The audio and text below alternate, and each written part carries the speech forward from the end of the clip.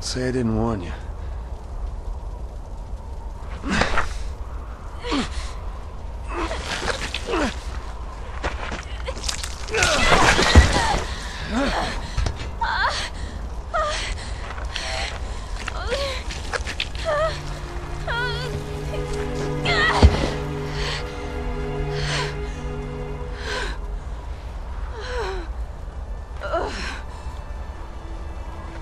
What the hell?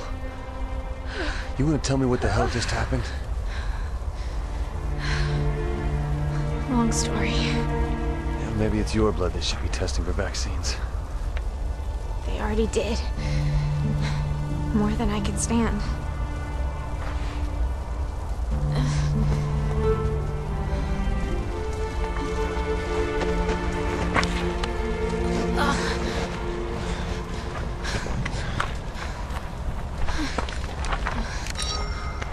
What are you doing? The data's gone. What data? Your data.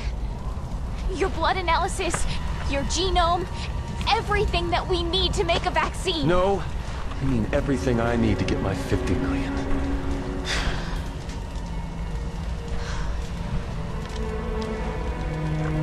Well, come on, Supergirl. Let's get looking.